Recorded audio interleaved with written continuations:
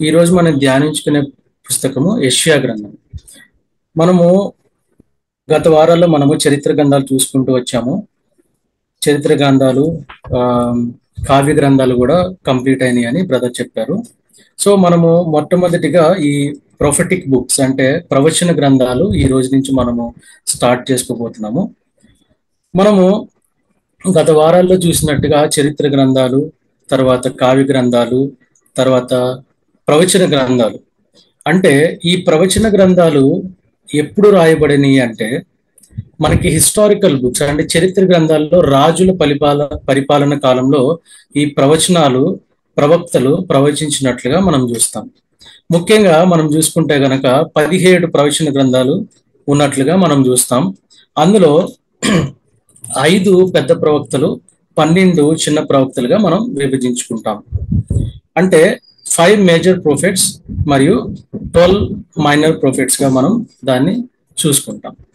So major prophets లో మనకి యెషయా గ్రంథము, లామెంటేషన్స్ ఇవన్నీ వస్తాయి. తర్వాత మైనర్ ప్రొఫెట్స్ లో హోషేయ గ్రంథం నుంచి మలాకి గ్రంథం వరకు కూడా మనము మైనర్ ప్రొఫెట్స్ గా పిలుచుకుంటాం. సో మేజర్ ప్రొఫెట్స్ లో మనకి మొట్టమొదటి పుస్తకమే ఈ యెషయా గ్రంథం. సో యెషయా గ్రంథంకు ఉన్న ప్రాముఖ్యత ఏంటి? యెషయా గ్రంథం అనేది మనం ఎందుకు చదవాలి? అసలు ఈ ప్రవక్తలు అంటే ఎవరు? ప్రవక్తల యొక్క డ్యూటీస్ ఏంటి? వాళ్ళ రెస్పాన్సిబిలిటీస్ ఏంటి? వారిని ఎవరు ఏర్పరచుకున్నారు? ఈ అంశాలు కూడా మనము చూసుకుందాం. ముఖ్యంగా మనకి ప్రాఫిట్స్ లో మనకి 2 రకాలైన ప్రాఫిట్స్ మనం చూస్తాం. అదేంటంటే non writing profits and writing profits అంటాం. సో నాన్ రైటింగ్ ప్రాఫిట్స్ అంటే మనకి వారు రచించలేదు. ఉదాహరణకి మనము రాజుల కాలంలో, 2వ రాజుల కాలంలో కానీ ఆ కాలాల్లో చూస్తే మనకి ఏలియా, ఎలీషా ప్రవక్తలు ఉన్నారు. వాళ్ళని మనము నాన్ రైటింగ్ ప్రాఫిట్స్ గా పిలుస్తాం. ఎందుకంటే వాళ్ళు ఏమి రచించలేదు, కానీ వారు ప్రజలకి బోధిస్తూ వచ్చారు. వాళ్ళు ఏమి రచించలేదు.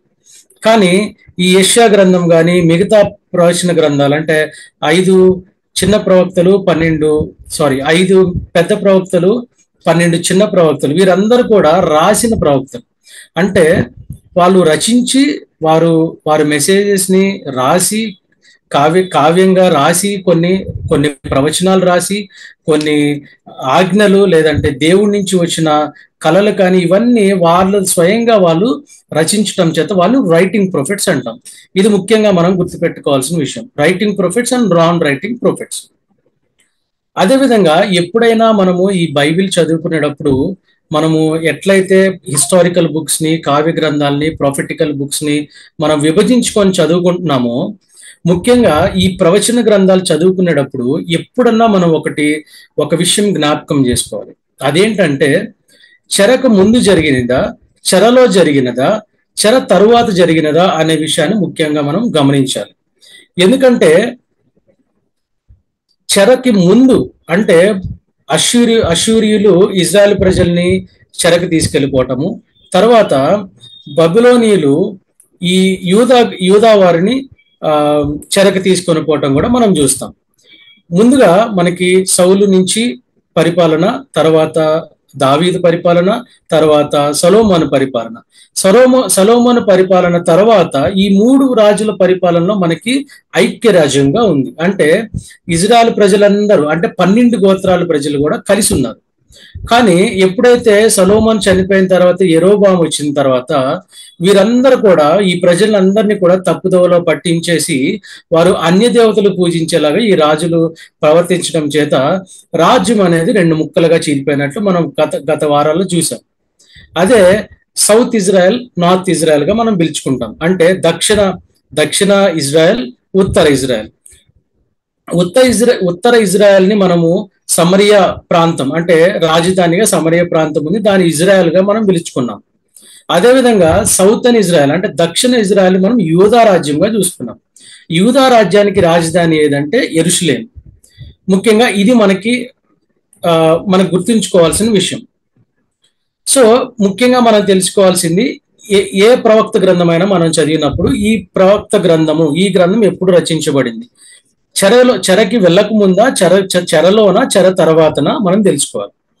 ఈ యెషయా గ్రంథం అనేది చెరకి ముందు జరిగిన విషయాలు. ఇప్పుడు ఈ ఉత్తర రాజ్యం ఉంది, మనకి దక్షిణ రాజ్యం ఉంది. ఈ ఉత్తర రాజ్యానికి కొంతమంది ప్రవక్తలు ప్రవచించారు, ఈ దక్షిణ రాజ్యానికి కూడా కొంతమంది ప్రవక్తలు ప్రవచించారు. ముఖ్యంగా ఈ రోజు మనం యెషయా గ్రంథము, మీకా గ్రంథము రెండూ కలిపి కూడా ఎందుకు ధ్యానించుకుందామని అనుకున్నామంటే, ఈ యెషయా గ్రంథము, మీకా గ్రంథము రెండు గ్రంథాలు కూడా సమకాలీన, అంటే వారిద్దరు కూడా ఒకే టైంలో ప్రవచించిన ప్రవక్తలుగా మనం చూసుకుంటాం. ఎందుకంటే ఈ యెషయా గ్రంథము అంటే యెషయా ప్రవక్త యూదా రాజ్యానికి ప్రవచిస్తూ ఉన్నాడు, మీకా ప్రవక్త యూదా రాజ్యానికి మరియు ఇజ్రాయెల్ ప్రజలు అంటే ఉత్తర రాజ్యానికి కూడా ప్రవచిస్తూ వచ్చినాడు. సో మనకి ముఖ్యంగా తెలుసుకోవాల్సిన విషయం ఏంటండి, చెరకి ముందు రాయబడిందా, చెరలో ఉన్నప్పుడు రాయబడిందా, చెర తర్వాత రాయబడిందా? ఇది మనం ముఖ్యంగా తెలుసుకోవాల్సిన విషయం. ఎందుకంటే క్రైస్తవులుగా మనకి ఎన్నో ప్రశ్నలు ఎదుర్కొంటా ఉంటాం ఈ సమాజంలో. మనకి బైబిల్లో ఎన్నో వాక్యాలు తెలియచ్చు, ఎన్నో రిఫరెన్సెస్ మనం చెప్పొచ్చు, కానీ బేసిక్ నాలెడ్జ్ అనేది చాలా ఇంపార్టెంట్ మనకి. ఎప్పుడు ప్రవచనాలు ఎప్పుడు రాశారు, ఎవరు రాశారు, ఏ కాలంలో రాశారు, ఇవన్నీ కూడా తెలిస్తే మనము ఒక క్రమంగా బైబిల్ చదువుకోవడానికి మనకి చాలా ఉపయోగపడుతుంది. ముఖ్యంగా ఈ ప్రవచన గ్రంథాల గురించి మనం ధ్యానించుకునేటప్పుడు మనం తెలుసుకోవాల్సిన విషయం ఏంటంటే, ప్రవక్త అంటే ఎవరు, ప్రవచనం అంటే ఏంటో ముఖ్యంగా మనం తెలుసుకోవాలి. ప్రవక్త అంటే ఎవరు అంటే దేవుని చేత ఏర్పరచబడిన ప్రజలు. అంటే వారు సామాన్య ప్రజలే, కానీ దేవుని చేత ప్రత్యేకంగా ఏర్పరచబడి దేవుని వాక్కుని వారు దేవుని ద్వారా వచ్చిన కళలు కానీ, దేవుని ద్వారా వచ్చిన దర్శనాలు కానీ, అవి ప్రజలకు కానీ, రాజులకు కానీ, పరిపాలకులకు కానీ వాళ్ళందరికీ తెలియజేసే ప్రజలే ఈ ప్రవక్తలుగా మనం పిలుస్తాం. సో ఈ ప్రవక్తలు చేసేది ఏంటంటే ప్రవచనం. ఈ ప్రవచనం అంటే ఏంటంటే ముందు జరగబోయే విషయాల్ని చెప్పే దాన్నే ఈ ప్రవచనం అంటారు. అదేవిధంగా తర్వాత జరిగే విషయాల్ని చెప్పేది ప్రవచనం అంటారు. తర్వాత తప్పిపోయిన ప్రజల్ని, లేదంటే రాజుల్ని, లేదంటే పరిపాలకుల్ని, వీళ్ళందరికి కూడా ఒక హెచ్చరిక, అంటే ఒక సరైన మార్గంలో నడిపించేలాగా దేవుని వాక్యాన్ని కూడా, దేవుని మాటలను కూడా వారు ప్రవచించేవారుగా చూస్తాం. ప్రవచనం అంటే అది. ముఖ్యంగా మనం చూసుకున్న విషయాలు ఏంటండి, ఈ ప్రవచన గ్రంథం అనేది ఏ ప్రవచన గ్రంథం మనం చదివినా తెలుసుకోవాల్సింది ఎప్పుడు రాశారు, చెరకి ముందు రాశారా, చెరలో రాశారా, చెర తర్వాత రాశారా, తర్వాత ఈ ప్రవచనం అంటే ఏంటి, ఈ ప్రవక్త అంటే ఎవరు, ఇవన్నీ కూడా మనం ముందుగా తెలుసుకోవాలి. సో ముఖ్యంగా మనం తెలుసుకోవాల్సిన ఇంకొన్ని విషయాలు ఏంటంటే, ఈ మేజర్ ప్రాఫిట్స్ మొత్తం కూడా 200 సంవత్సరాల చరిత్ర ఈ మేజర్ ప్రాఫిట్స్ గా చూస్తాం. అంటే మొత్తం మనకి 4 మేజర్ ప్రాఫిట్స్ ఉన్నాయి. యెషయా గ్రంథం నుంచి విలాప వాక్యముల వరకు కూడా మనకి 4 ప్రవచన గ్రంథాలు. సో ఈ ప్రవచన గ్రంథాలన్నీ కూడా 200 సంవత్సరాల యొక్క చరిత్రగా మనం చూసుకుంటాం. అదేవిధంగా యెషయా స్టార్ట్ అయినప్పటి నుంచి కూడా 20 సంవత్సరాలు, అంటే ఇజ్రాయెల్ ప్రజల్ని బబిలోనియులు అంటే యూదా ప్రాంతం గురించి మాట్లాడుతున్నాం. ఎందుకంటే యెషయా గ్రంథము యూదా ప్రాంతానికి సంబంధించిన గ్రంథం, అంటే యూదా ప్రాంతానికి ప్రవచించిన గ్రంథం కాబట్టి మనం గుర్తుపెట్టుకోవాల్సిన విషయం ఏంటంటే ఇదంతా యూదా ప్రాంతంలో జరుగుతుంది. యూదా గోత్రం అంటే మళ్ళీ ఎవరు, 2 గోత్రాలు, యూదా గోత్రము, బెంజామిన్ గోత్రం. ఇది సౌదర్న్ ఇజ్రాయెల్ అంటే యూదా రాజ్యము. తర్వాత ఉత్తర ఇజ్రాయెల్లో మనకి 10 గోత్రాలు ఉంటాయి. అవి వేరే, మిగతా 10 గోత్రాలన్నీ కూడా ఆ 10 గోత్రాలకి సంబంధించిన ప్రజలు కూడా అక్కడ నివసిస్తూ ఉంటారు. దానికి రాజధాని సమరయ. ఇదంతా మనం గుర్తుపెట్టుకోవాలి. తర్వాత ఈ ప్రవచనాలు కూడా మనకి 2 విషయాలను కూడా బోధిస్తాయి. ఇదేంటంటే దేవుని యొక్క తీర్పుని గురించి, దేవుని యొక్క పర్పస్ గురించి కూడా ఈ 2 కూడా మనకి ముఖ్యంగా తెలుస్తాయి. ముఖ్యంగా ఈ ప్రవచన గ్రంథాలు మనం ఎందుకు నేర్చుకోవాలి, ఎందుకు ఇంపార్టెంట్ అంటే, మనకి దేవుని వాక్యం అంటేనే మనకి ఒక హృదయానుసారంగా మనం దేవుని వాక్యాన్ని మనం గౌరవించే వాళ్ళంగా, దేవుని వాక్యానుసారంగా మనం నడుచుకునే వారుగా ఉంటాం. కాబట్టి మనం చూసుకుంటే కనుక ఈ ప్రవచనాలు అంటే ప్రవక్తలు చెప్పే ప్రవచనాలు కూడా దేవుని వాక్యము కాబట్టి, ఈ వాక్యాన్ని దేవుడే ఇచ్చాడు కాబట్టి ఈ ప్రవచనానికి మనం ఇంపార్టెన్స్ ఇవ్వాలి. ఎందుకు ఈ ప్రవచనాలు మనకి ఇంపార్టెన్స్ ఇవ్వాలి అంటే, అవి విశ్వాసులకు ఒక నిరీక్షణగా ఉంటుంది. విశ్వాసుల్ని దేవుని మార్గంలో నడిపించడానికి కూడా ఈ ప్రవచనాలు ఉపయోగపడతాయి. అదేవిధంగా దేవుని యొక్క సత్యాన్ని, లేదంటే పాపం వల్ల వచ్చే కాన్సిక్వెన్సెస్, అంటే పాపం వల్ల వచ్చే ప్రతిఫలం కానీ, దాని వల్ల వచ్చే నష్టాలు కానీ, ఇవన్నీ కూడా ప్రవచనాల ద్వారా ప్రవక్తలు మనకి ప్రవచించేవారుగా ఉంటారు. తర్వాత ముఖ్యంగా ఇంకో విషయం మనం ఎందుకు నేర్చుకోవాలి ప్రవచనాల గురించి అంటే, దేవుని యొక్క ప్లాన్ ఏంటి, దేవుని యొక్క పర్పస్ ఏంటి, దేవుని యొక్క ఉద్దేశం ఏంటి, దేవుడు మన నుంచి ఏం కోరుకుంటున్నాడు, ఈ విషయాలన్నీ కూడా మనకి ప్రవచనాల్లో మనం నేర్చుకుంటాం. అందుకే మనకి ప్రవచనానికి మనం ఇవ్వాల్సిన ఇంపార్టెన్స్ అనేది మనం ముఖ్యంగా తెలుసుకోవాలి. తర్వాత ఈ ప్రవచనాలు ముందుగా మనకి ఇంకేం తెలియజేస్తాయి అంటే, దేవుని యొక్క ఫ్యూచర్ లో జరగబోయే సిచ్యువేషన్స్ అన్ని కూడా దేవుని రాకడ గురించి కానీ, దేవుని యొక్క పర్పస్ గురించి కానీ మనకు తెలియచేస్తాయి. అదే విధంగా ప్రవచనాలు అంటే, బైబిల్లో ప్రవచనాలు అని అంటేనే మనకి ఒక మెస్సియా గురించి ఒక నిబంధన అది కూడా మనకి తెలుస్తుంది. అది కూడా ముఖ్యంగా ప్రవచనాల్లో మనకి ఎక్కువగా కనిపించేది ఏంటంటే, శాంతి రాజు మనకి రాబోతున్నాడు, మెస్సియా రాబోతున్నాడు, మనకి రక్షణ కలగజేస్తున్నాడు, మనకి ఒక శాంతికరమైన రాజ్యాన్ని ఏర్పరిచి మన రాజ్యాన్ని పరిపాలించబోతున్నాడు, తర్వాత దేవుని యొక్క చిత్తాన్ని నెరవేర్చుకోవటానికి దేవుడు మన దగ్గరికి వస్తున్నాడు అనే విషయాలు కూడా మనం ముఖ్యంగా ఈ ప్రవచనాల ద్వారా తెలుసుకుంటాం. సో ఈ ప్రవచనాలు ఎలా ఉంటాయి అంటే, ఈ ప్రవచనాలు ఏ రకంగా ఉంటాయి, ఏ రకంగా చెప్పబడతాయి అంటే, అది పాపాన్ని ద్వేషించే విధంగా ఉంటుంది, పాపాన్ని హెచ్చరించే విధంగా ఉంటుంది. తర్వాత మన స్థితి నుంచి మనం పశ్చాత్తాప పడటానికి మనకి ఒక హెచ్చరికగా ఉంటుంది. అదేవిధంగా డిసోబీడియన్స్ అంటే దేవుని వాక్యానికి విరుద్ధంగా భయభక్తులు లేకుండా జీవించే ప్రజలకి ఈ ప్రవచనాలు అనేవి గట్టిగా వారికి జీవితాల్లో పనికొచ్చేవిగా ఉంటాయి. అదే మనకి యూదా రాజ్యంలో యెషయా ప్రవక్త ప్రవచిస్తూ వచ్చాడనమాట. ఆ కాలంలో ఏం జరుగుతుంది, ఏమి ప్రవక్తలు ఎందుకు ప్రవచిస్తున్నారు అని గనక మనం చూసుకుంటే, ఎప్పుడైతే సొలొమోన్ చనిపోయిన తర్వాత యెరోబాము వస్తాడో, యెరోబాము తర్వాత కొంతమంది చెడ్డ రాజులు ఉంటారు, తర్వాత కొంతమంది మధ్యలో మంచి రాజులు వస్తారు. ఇదంతా మనము ప్రీవియస్ గా గత వారాల్లో చూసాం.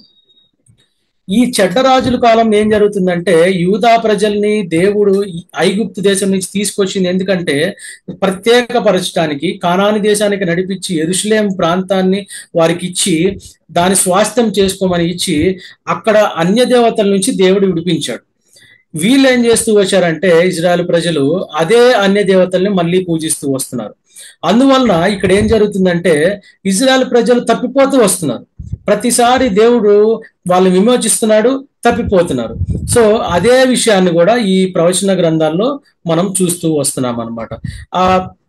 ఆ డిసోబీడియన్స్ అనేది కూడా ఇక్కడ మెయిన్ గా మనకి వారు ఇజ్రాయెల్ ప్రజలు ఎలా తప్పిపోతున్నారు అనేది చెప్పడానికి ముఖ్యమైన ప్రొఫెసీస్ ఈ యెషయా గ్రంథంలో మనకి ఈ ముఖ్యమైన ప్రవచనాలు ఈ యెషయా గ్రంథంలో చెప్పబడింది. అంటే డిసోబీడియన్స్ అంటే ఏంటి అని అంటే, దేవుని యొక్క మాటని లేకపోతే దేవుని యొక్క ధర్మశాస్త్రాన్ని పాటించకపోవడమే డిసోబీడియన్స్ గా మనం చూస్తాం.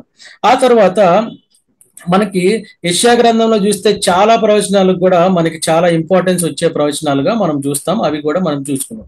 అదేవిధంగా దేవుని యొక్క ప్రవచనపు ప్లాన్ ఏంటంటే, స్క్రిప్చర్స్ లో దేవుని గురించి తెలియటానికి, దేవుని గురించి ఇంకా బయలుపరచడానికి ఈ ప్రవచనాలు ఉన్నట్టుగా చెప్తాము. అదేవిధంగా ఫాల్స్ ప్రొఫిట్స్ అంటే అబద్ధపు ప్రవక్తలు కూడా ఈ లోకంలో ఉన్నారు కాబట్టి వారి గురించి కూడా ముందే రాయబడింది అనమాట.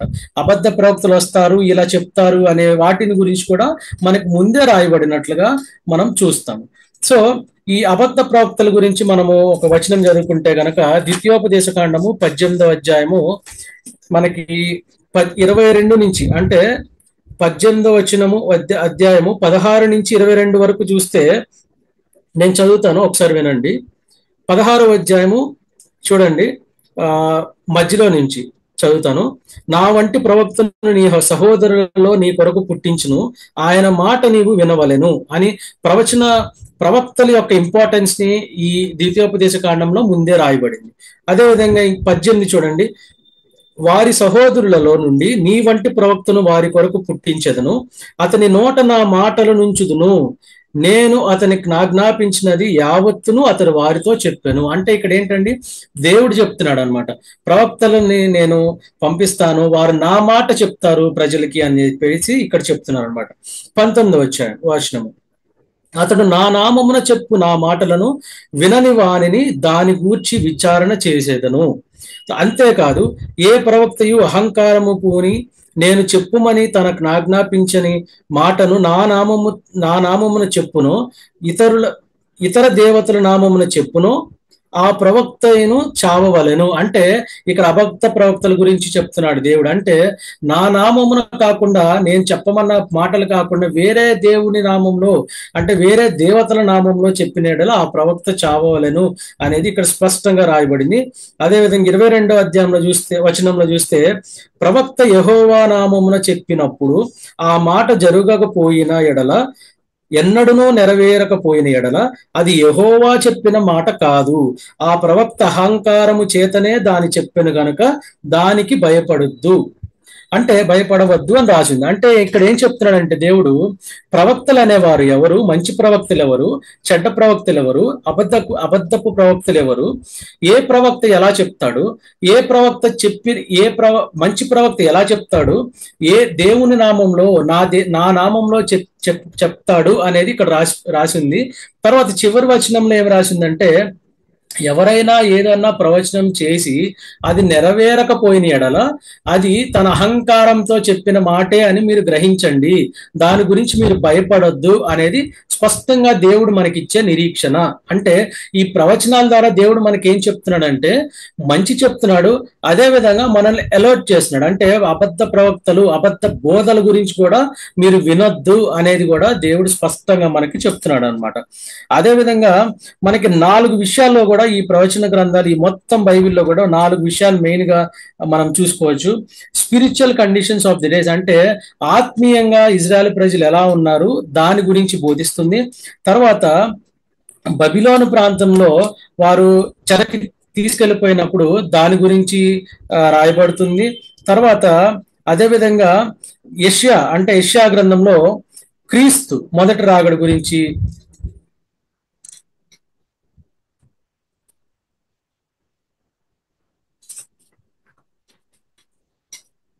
ఒక్క నిమిషం అండి, నా వాయిస్ వినిపిస్తుందండి?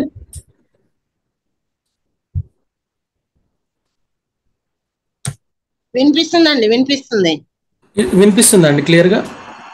క్లియర్ గా ఉందండి, క్లియర్ గా ఉంది. ఓకే అండి, ఓకే. సో ఇక్కడ మనకి స్పష్టంగా కనిపించేది ఏంటంటే, యెషయా గ్రంథంలో క్రీస్తు రాకడ, మొదటి రాకడ గురించి, అదే విధంగా రెండవ రాకడ గురించి కూడా మనకి స్పష్టంగా తెలుస్తుంది. ఇంకో విషయం మనం గమనించాల్సిన విషయం ఏంటంటే, ఈ ప్రవక్త గ్రంథంలో మనకి 400 సంవత్సరాల నుంచి కూడా ఈ ప్రవక్తల్ని మనము ఓల్డ్ టెస్ట్మెంట్ నుంచి కూడా ఈ ప్రవక్తల్ని న్యూ టెస్ట్మెంట్, అంటే పాత నిబంధన నుంచి మొదలు పెడితే మనకి కొత్త నిబంధన వరకు కూడా ఈ ప్రవచనాలు లేకపోతే ప్రవక్తలు కూడా మనకు కనిపిస్తూ ఉంటారనమాట. తర్వాత ఈ పాత నిబంధనలో మనకి సమూయేలు దగ్గర నుంచి కూడా మలాకి వరకు కూడా మనం ప్రవక్తలను చూస్తాము. తర్వాత 400 సంవత్సరాలు కూడా దేవుడు మౌనంగా ఉంటాము, అంటే సైలెంట్ పీరియడ్స్ అంటాం దాన్ని. దేవుని యొక్క 400 సంవత్సరాలు మౌనంగా ఉంటాం కూడా చూస్తాము. దాని తర్వాత వచ్చేదే బాప్తీసమిచ్చు యోహాను కూడా ఆ ప్రవక్త, అంటే కొత్త నిబంధనలో ఉన్న చివరి ప్రవక్తగా, అంటే ఇది ఓల్డ్ టెస్ట్మెంట్ కంటిన్యూషన్ గా యెషయా గ్రంథంలోనే దీని గురించి ప్రవచించబడింది అనమాట. దాని గురించి అధ్యాయాలు కూడా మనం చూద్దాము. దాని గురించి మనకి స్పష్టంగా రాయబడింది. దాని తర్వాత యేసుక్రీస్తు వారు కూడా ఒక ప్రవక్తగా మనం చూస్తాము. దాని గురించి కూడా ఉన్న ప్రవచనాలు మనం చూస్తాము. అదే విధంగా పౌలు రాసిన కొన్ని లెటర్స్ లో కూడా, ఎపిసిల్స్ లో కూడా మనము తిమోతి గ్రంథం కానీ, పేతురు గ్రంథం కానీ, వీటిల్లో గురించి కూడా మనకి స్పష్టంగా కొన్ని ప్రవచనాలు మనకి కనిపిస్తాయి అన్నమాట. చివరిగా మనకున్న ప్రవచనాలు ఏంటంటే, యోహాను పద్మాసు దీపంలో దేవుడు యోహానికి ఇచ్చిన దర్శనం కూడా అదొక ప్రవచనాలు కూడా మనం చూస్తాం. అయితే కనుక మనం బైబిల్లో చూసుకుంటే ఫస్ట్ నుంచి కూడా, మోషే నుంచి కూడా మనం చూసుకుంటే చివరి అధ్యాయమైన రెవల్యూషన్ వరకు కూడా మనకి స్పష్టంగా ఇక్కడ దేవుని ప్రవచనాలు ఉన్నాయి, కంటిన్యూస్ గా జరగబోయేవి, జరిగినవి, తర్వాత దేవుని హెచ్చరికలు కూడా ఈ ప్రవచన గ్రంథాల్లో మనం చూస్తూ వస్తామన్నమాట. అదేవిధంగా మనకి యెషయా గ్రంథంలో ముఖ్యంగా మనము కొంచెం బ్యాక్గ్రౌండ్ చూసుకుంటే కనుక దాని మీనింగ్ ఏంటంటే ద లార్డ్ ఈజ్ సాల్వేషన్, యెహోవాయే మనకి రక్షణ అనే మీనింగ్ గా మనం యెషయా మీనింగ్ అంటే యెషయాకి అర్థంగా వచ్చేటట్లుగా మనం చూస్తాం. ఈ యెషయా ఎవరు అంటే ఆమోస్ కుమారుడు. ముఖ్యంగా ఈ యెషయా గ్రంథం మనం ధ్యానించుకునేటప్పుడు ముఖ్యంగా వీళ్ళు పెద్ద పెద్ద బైబిల్ పండితులు కూడా చెప్పేది ఏంటంటే 66 అధ్యాయాలు కలిగిన ఈ యెషయా గ్రంథము 66 పుస్తకాలతో పోల్చబడింది. అంటే మనకి మొత్తం బైబిల్లో కూడా 66 పుస్తకాలు ఉంటాయి కదా, పాత నిబంధనలో 39, కొత్త నిబంధనలో 27. అదేవిధంగా యెషయా గ్రంథంలో కూడా 66 అధ్యాయములు మనకు కనిపిస్తాయి. ఈ 66 అధ్యాయాలు కూడా మొదటి 39 అధ్యాయాలు ఓల్డ్ టెస్ట్మెంట్ అంటే పాత నిబంధనతో పోల్చబడింది. తర్వాత 40 నుంచి 66 అధ్యాయాలు కూడా కొత్త నిబంధనతో పోల్చబడింది. మీరు ఈ యెషయా గ్రంథం చదువుకుంటూ వెళ్తే గనక మొదటి అధ్యాయం నుంచి చివరి అధ్యాయం వరకు ఈ మీకు ఆ పోలిక కనపడుతుంది అనమాట. పాత నిబంధన అంటే 39 అధ్యాయమైన యెషయా గ్రంథం మీరు చదివితే గనక పాత నిబంధనలో ఉన్న మలాకీ గ్రంథానికి అది సరిగ్గా మ్యాచ్ అయ్యేటట్లుగా మనం చూస్తాం అనమాట. ఆ తర్వాత 66 చివరి అధ్యాయం అని 66 అధ్యాయము చివరి అధ్యాయం చూస్తే గనక కొత్త నిబంధనలో ఉన్న ప్రకటన గ్రంథం గురించి మనకి స్పష్టంగా కనపడుతుంది. ఎలా కనిపిస్తుంది అంటే ఈ యెషయా గ్రంథంలో నూతన భూమి నూతన ఆకాశం గురించి రాయబడుతుంది. అదే ప్రకటన గ్రంథంలో కూడా నూతన భూమి నూతన ఆకాశం గురించి కూడా రాయబడుతుంది. సో స్పష్టంగా మనం చదువుకుంటే గనక ధ్యానించుకుంటూ వెళ్తే మనకి ఆ విషయాలు అనేవి దేవుడు మనకి బయలుపరుస్తాడు. సో ఈ యెషయా గురించి చెప్పాలంటే యెషయా ఒక రాయల్ ఫ్యామిలీ నుంచి వచ్చినట్లుగా మనం చూస్తాము. యెషయా గ్రంథము 1వ అధ్యాయం 1వ వచనం చూస్తే ఆమోజు కుమారుడిగా ఆమోజు కుమారుడిగా యెషయాని చూస్తాము. తర్వాత యెషయా ఎప్పుడు ప్రవచించాడు అంటే ఉజ్జియా కాలంలో, ఉజ్జియా, జోతాము, హెచ్కేలు కాలంలో ఈ యెషయా ప్రవచించినట్లుగా మనం మొదటి అధ్యాయంలోనే చూస్తాము. ఒకసారి చదువుకుందాం. యెషయా గ్రంథం 1వ అధ్యాయము 1వ వచనము.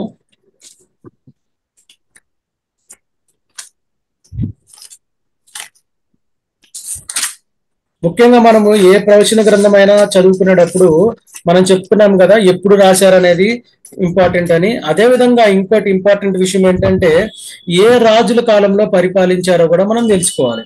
ఇక్కడ చూడండి, ఉజ్జియా, యోతాము, ఆహాజు, హిజ్కియాను యూదా రాజుల దినములలో యోదాను గూర్చియు యెరూషలేమును గూర్చియు ఆమోజు కుమారుడగు యెషయాకు కలిగిన దర్శనం అని రాసింది. అంటే ఈ రాజులు పరిపాలించే కాలంలో దేవుడు ఈ యెషయాని ఏర్పరచుకున్నట్లుగా మనం చూస్తాము. అదేవిధంగా యెషయాకు కూడా 2 కుమారులు ఉన్నట్లుగా మనం చూస్తాము. అదేవిధంగా యెషయా కూడా రాజులకి లేకపోతే అక్కడ ఉన్న పరిపాలకులకు కూడా యెషయా అనే ప్రవక్త వాళ్ళకి హెచ్చరించినట్టుగా మనం చూస్తాం. అదేవిధంగా యెషయా ప్రవక్త మనస్సే రాజుగా ఉన్న కాలం వరకు ఉండి కూడా అతన్ని రంపాలతో చంపేసినట్లుగా మనము యెషయా గ్రంథంలో చూస్తాము. మనకి కొన్ని పాటలు కూడా ఉంటాయి కదా, రంపాలతో కోయబడిరి అనే పాటలు కూడా కొన్ని మనం చూసుకుంటాం ఇందులో. అదేవిధంగా యెషయా మినిస్ట్రీ చూస్తే గనక అతని యోధా సామ్రాజ్యానికి చెందినట్లుగా మనం చూస్తాము. అదేవిధంగా 60 సంవత్సరాల యొక్క మినిస్ట్రీలో ఉన్నట్టుగా మనం చూస్తాము. సుమారు 740 బీసీ నుంచి 680 బీసీ వరకు కూడా యెషయా ప్రవచించినట్లుగా మనం చూస్తాం అన్నమాట. యెషయా ముఖ్యంగా చెప్పే మెసేజ్ అంటే యెషయా గ్రంథంలో ముఖ్యంగా ప్రవచించిన విషయాలు ఏంటంటే దేవుని యొక్క తీర్పు ఎలా ఉంటుంది, దేవుని మాట వినకపోవటం వల్ల దేవుని యొక్క తీర్పు పాపం చేసిన వారికి ఏ విధంగా ఉంటుంది అనేది యెషయా ప్రకటించినట్లుగా చూస్తాము. అదేవిధంగా ఒకవేళ మనం తప్పు చేసి దేవుని తీర్పుకి లోనైనప్పటికీ దేవుడు మనల్ని ఎలా విమోచించి ఎలా మనల్ని రక్షిస్తాడో దాని గురించి కూడా చెప్పడం జరిగింది. అదేవిధంగా మెస్సియా గురించి యేసుక్రీస్తు ప్రభు వారి గురించి మన రక్షణకర్తగా ఎలా వస్తున్నాడు భూమి మీదకి అనే విషయాలు కూడా ముఖ్యంగా యెషయా ప్రవక్త ప్రవచించినట్లుగా మనం చూస్తామన్నమాట. ఇంకో విషయం ఏంటంటే మనం చూసుకున్నట్లుగా మీకా ప్రవక్త యెషయా గ్రంథంలో ఒక కాంటెంపరీ అంటే సమకాలికుడిగా ఉన్నాడో, అదే విధంగా ఈ కాలంలో ప్రవచించిన ప్రవక్తల్లో ఆమోస్ ఉన్నాడు, హోషియా కూడా ఈ కాలంలో ప్రవచించినట్లుగా మనం చూస్తాం అన్నమాట. అదేవిధంగా ఈ యెషయా గ్రంథాన్ని మనము కొంచెం డివిజన్ చేసుకుంటే గనక ఉజ్జియా, మనము ఫస్ట్ వచనంలో చూసింది ఏంటండి, ఉజ్జియా, యోతాము, ఆహాజు, హిజ్కియా కాలంలో దేవుడు ఈ యెషయాని యెషయాని ఏర్పరచుకున్నట్లుగా మనం చూస్తాం కదా. సో ఈ చాప్టర్స్ డివిజన్ ఎలా చేసుకోవచ్చు అంటే, ఉజ్జియా కాలంలో ఉన్నప్పుడు యెషయా 1 నుంచి 5వ అధ్యాయం వరకు ఉజ్జియా కాలంలో ప్రవచించినట్లు చూస్తాం. అదేవిధంగా 6వ అధ్యాయము యోతాము ఉన్నప్పుడు ప్రవచించినట్లుగా చూస్తాము. అదేవిధంగా ఆహాజు పరిపాలించే కాలంలో యెషయా గ్రంథం నుంచి 7వ అధ్యాయం నుంచి 14వ అధ్యాయం వరకు అక్కడ రాసినట్లుగా చూస్తాము. అదేవిధంగా హిజ్కియా రాజు పరిపాలించే కాలంలో యెషయా గ్రంథము 15వ అధ్యాయం నుంచి 66వ అధ్యాయులు కూడా ఈ హిజ్కియా రాజు పరిపాలించే కాలంలో రాసినట్లుగా మనం చూస్తాం అన్నమాట. ముఖ్యంగా ఈ ఈ ప్రొఫెసీస్ ని ఎలా డివైడ్ చేసుకోవచ్చు అని చూస్తే గనక, మొదటి 9 అధ్యాయాలు కూడా మనము ఇజ్రాయెల్ ప్రజలు, యూదా ప్రజలు చేసే పాపాల గురించి రాయబడుతుంది. అదేవిధంగా 7వ అధ్యాయం నుంచి 12వ అధ్యాయం వరకు కూడా ఇమ్మాన్యుయల్ అంటే దేవుడు రక్షణకర్తగా ఎలా వస్తున్నాడు అనేది మనకి రాయబడుతుంది. తర్వాత 13వ అధ్యాయం నుంచి 23వ అధ్యాయం వరకు దేవుని యొక్క తీర్పు దేశాల మీదకి ఎలా వస్తుంది. అదేవిధంగా 24 నుంచి 25 వరకు కూడా యూదా ప్రాంతాన్ని అంటే బబులోనియులు యూదా రాజ్యాన్ని తీసుకువెళ్ళిపోయిన తర్వాత వారికి ఎట్లా విమోచించబడతారు అంటే, మనము 2వ రాజుల గ్రంథం చూసాం కదండి. కోరేషు రాజుకి దేవుడు ఇచ్చిన దర్శనం వల్ల బబులోనియులు నుంచి వీరు ఎజ్రా, నెహెమ్యా గ్రంథాల్లో మనం చదువుకుంటాం. వారిని ఎట్లా తీసుకొచ్చారు మళ్ళీ మందిరం కట్టడానికి అనేది కూడా ఈ ప్రవచనాలు చూస్తాము. అదేవిధంగా 28 నుంచి 35 అధ్యాయాల వరకు కూడా ఇజ్రాయెల్ దేవుడికి ఇచ్చిన ప్రామిస్ ని ఎలా నిలబెట్టుకున్నాడు అనేది చూస్తాము. తర్వాత 36 నుంచి 39 వరకు అష్షూరీయులు ఎలా ఇజ్రాయెల్ ప్రజల్ని, నార్థన్ కింగ్డమ్ ని ఎలా కొనుక్కోబడ్డారో కూడా మనం చూస్తాం అన్నమాట. ముఖ్యంగా ఈ యెషయా గ్రంథాన్ని మనకి ఎందుకు ఇంపార్టెన్స్ ఇవ్వాలి, అసలు ఎందుకు దీనికి ఇంత ప్రాముఖ్యత ఉంది అని గనక మనము చూసుకుంటే, ఈ 17 ప్రవచన గ్రంథాల్లో కూడా యెషయా అనేది చాలా ఇంపార్టెంట్ పుస్తకంగా మనం చూస్తాం. ఎందుకు ఇంత ఇంపార్టెంట్ అంటే, సుమారు ఈ 17 పుస్తకాల్లో 33 సార్లు రక్షణ గురించి రాయబడుతుంది. 26 సార్లు ఇంగ్లీష్ లో ఉంటే 28 సార్లు తెలుగులో ఈ యెషయా గ్రంథంలో రక్షణ గురించి ముందే యెషయా ప్రవక్త రాసినట్లుగా మనం చూస్తాం అన్నమాట. అదేవిధంగా న్యూ టెస్ట్మెంట్ లో ఉన్న ఎవాంజలిజం కూడా ఈ గాస్పెల్ షేరింగ్ ని యెషయా ముందే ప్రవచించినట్లుగా, అంటే ముందే ఈ పనికి పూనుకున్నట్టుగా మనం చూస్తాం అన్నమాట. అదేవిధంగా ఈ యెషయా పుస్తకాన్ని న్యూ టెస్ట్మెంట్ అంటే కొత్త నిబంధనలో అనేక సార్లు, సుమారు 65 సార్లు యెషయా గ్రంథం గురించి ప్రస్తావించబడినట్లుగా కొత్త నిబంధనలో మనం చూస్తాం. అదేవిధంగా యెషయా పేరు అంటే ఈ యెషయా ప్రవక్త యొక్క పేరు సుమారు 20 సార్లు ఈ కొత్త నిబంధనలో ప్రస్తావించినట్లుగా మనం చూస్తాం. అందుకే ఒక బైబిల్ స్కాలర్ విల్మింగ్స్టాన్ అనే పర్సన్, ఒక బైబిల్ స్కాలర్ ఏమంటాడంటే, ఎట్లయితే పౌలు, ఒక సెయింట్ పౌల్ ఎలా అయితే కొత్త నిబంధనలో పనిచేశాడో, ఈ పాత నిబంధనకి ఒక సెయింట్ పాల్ గా ఎవరున్నారు అంటే యెషయా గ్రంథంగా చూస్తాం. ఎందుకంటే సుమారు పౌలు రాసిన పత్రికల్లో 14 పత్రికల్లో కూడా సుమారు 80 సార్లు యెషయా గురించి, లేదంటే యెషయా రాసిన రెఫరెన్సెస్ ని కోట్ చేయటం కూడా మనం కొత్త నిబంధనలో చూస్తామన్నమాట. అదేవిధంగా మనం చూసుకున్నట్లుగా మనం ఆల్రెడీ మాట్లాడుకున్నాము, ఇది ఒక మినీ బైబిల్ గా మనము పిలుచుకోవచ్చు అనేది కూడా మనం చూస్తాం. సో దీన్ని ముఖ్యంగా మనకి కీ వర్సెస్ చూసుకుంటే గనక, దీంట్లో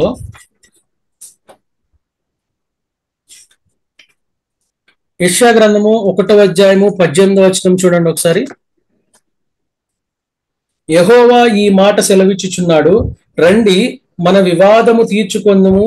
మీ పాపములు రక్తము వలె ఎర్రనివైనను అవి హిమము వలె తెల్లబడును, కెంపు వలె ఎర్రనివైనను అవి గొర్రెబొచ్చు వలె తెల్లని బగును అనేది ఒక నిరీక్షణగా ఈ ప్రవచనం పలికినట్లుగా మనం చూస్తాం.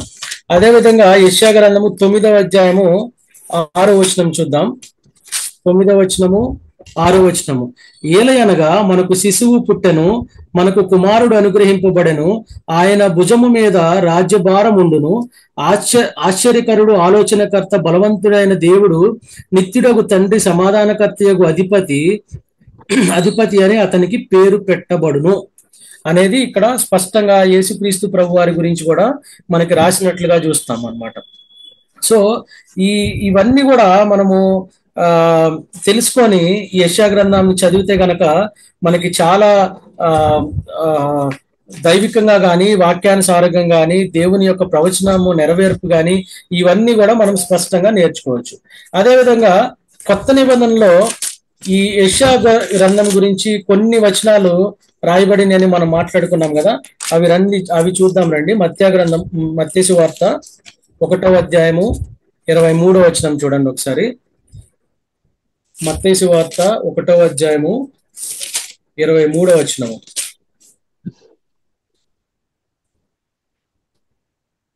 మత్తయి సువార్త 1వ అధ్యాయము 23వ వచనము.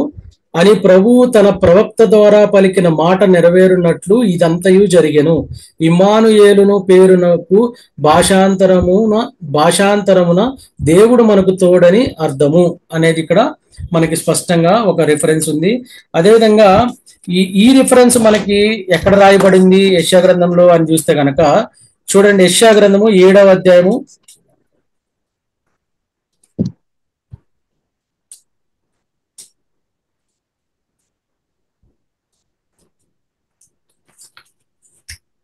7వ అధ్యాయము 14వ వచనం చూడండి ఒకసారి. కాబట్టి ప్రభువు తానే ఒక సూచన మీకు చూపును, ఆలకించుడి. కన్యక గర్భవతి అయి కుమారుని కని అతనికి ఇమ్మానుయేలును పేరు పెట్టును అని రాసింది కదా. అదే విధంగా ఇక్కడ మనము 23వ వచనంలో కూడా మనం అదే చూస్తాం అన్నమాట. ఇంకా ఇంకొకటి చూసుకుంటే గనక మనకి యోహాన్ రాసిన పత్రిక 12వ అధ్యాయము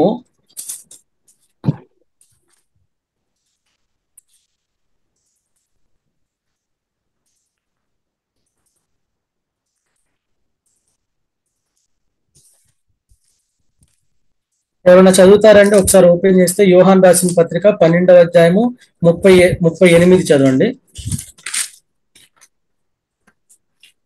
ప్రభువా, మా వర్తమానము నమ్మిన వాడెవడు? ప్రభువు యొక్క బాహు ఎవనికి బయలుపరచబడను అని ప్రవక్త అయిన యెషయా చెప్పిన వాక్యము నెరవేరునట్లు ఇది జరిగెను. ఓకే అండి. అదేవిధంగా యెషయా గ్రంథము 53:1 చదవండి ఎవరైనా. యెషయా గ్రంథము 53:1.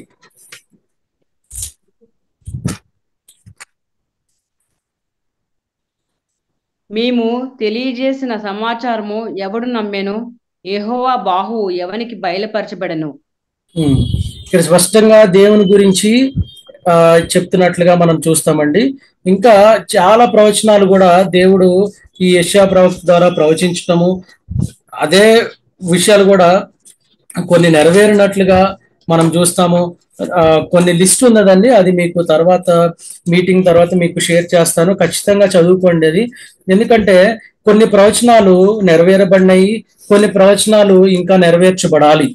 సో ఆ విషయాలన్నీ కూడా మనము చూసుకుంటే గనక దేవుని యొక్క పుట్టుక గురించి కానీ, యేసుక్రీస్తు ప్రభు వారి రెండవ రాకడ గురించి కానీ, దేవుని యొక్క రక్షణ గురించి కానీ, బెత్లెహేం గురించి కూడా ముందే యెషయా గ్రంథంలో ప్రవచించడం జరిగింది. అంటే బెత్లెహేము ప్రాంతం గురించి మీకా గ్రంథంలో ప్రవచించబడింది, కానీ మెస్సియా పుడతాడు అనేది మాత్రం యెషయా గ్రంథంలోనే ప్రవచించబడింది. అదే విధంగా కూడా మత్తయి సువార్తలో కానీ మనకి కొత్త నిబంధనలో అది నెరవేరినట్లుగా మనం చూస్తాము. అదేవిధంగా కోరేష్ రాజు బబిలోను ప్రజల నుంచి ఆ యూదా ప్రజలు విడిపించబడతారని కోరేష్ రాజు యొక్క రాజు గురించి కూడా ముందే రాసినట్లుగా మనము యెషయా గ్రంథంలో కూడా మనం చూస్తాం అనమాట. సో ఇవన్నీ చూసుకుంటే కనుక దేవుని యొక్క నమ్మకత్వాన్ని మనము తెలుసుకునే వారిగా ఉంటాము. దేవుని యొక్క సార్వభౌమాధికారాన్ని కూడా మనం తెలుసుకున్నట్లుగా ఉంటాము.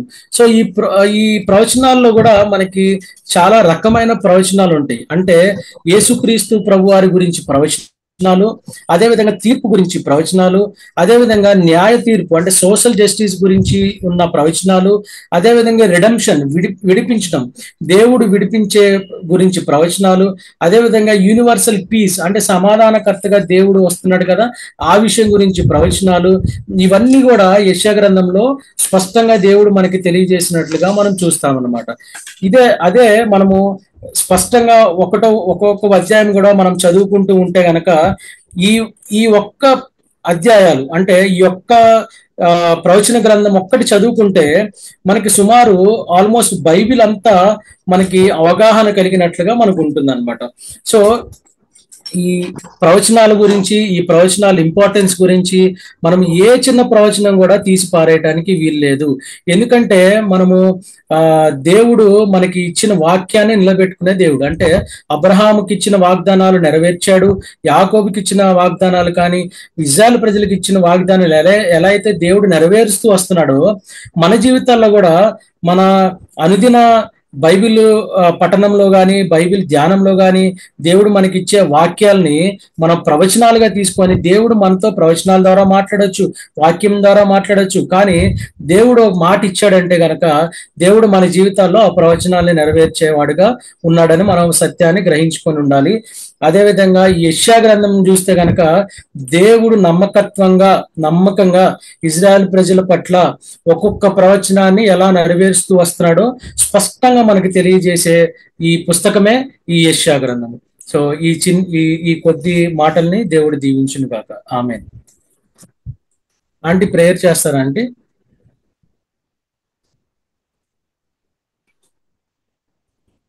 మన మధ్యలో ఉన్న సంపదమ్మ గారు ప్రార్థన చేస్తారు. బెనిడిక్షన్ ఇస్తాను. సంపదమ్మ గారు చేస్తానండి. ప్రార్థన చేయండి. ప్రార్థన చేసుకుందామండి. మమ్మల్ని మిక్కిలిగా ప్రేమించిన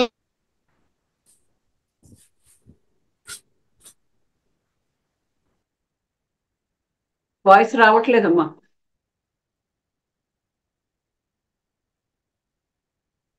వాయిస్ రావట్లేదమ్మా. మరి మా బయటకు వచ్చిన వందనాలయ్యా. గ్రంథం అంటే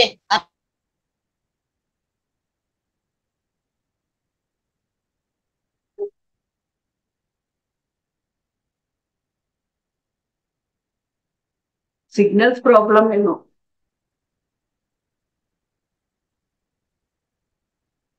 అయ్యా ప్రవచన పుత్రుడుగా నాయన తండ్రి అయ్యా మా మత్తయి సువార్తలు నాయన మాకు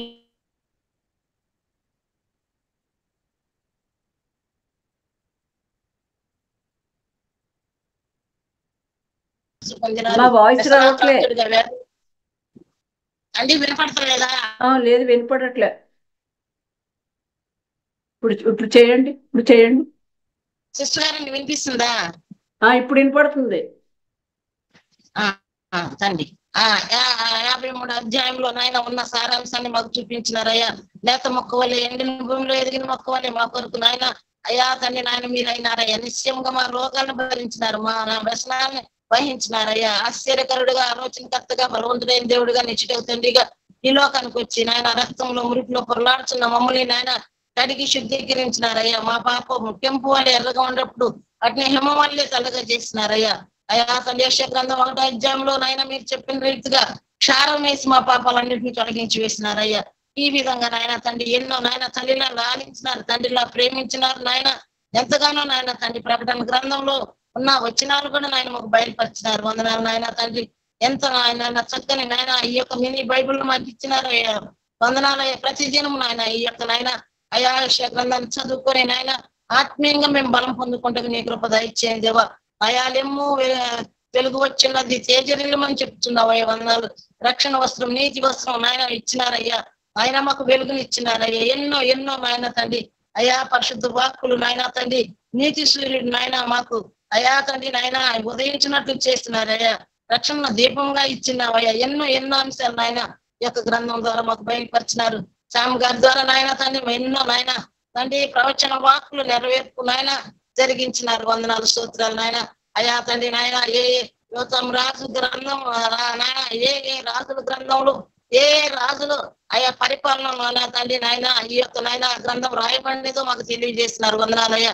ఏ సంవత్సరాల్లో రాయబడిందో మాకు తెలియజేస్తున్నారు. వందనాలు, స్తోత్రాలు అయినా ఈ రీతిగా నాయన మమ్మల్ని ఆత్మీయంగా బలపరుస్తూ అయా నీ రాకడ కొరకు మమ్మల్ని సిద్ధపరుస్తున్నా అయా తండ్రి నాయన ఈ యొక్క బైబిల్ స్టడీని ఆశీర్వదించయ్యా.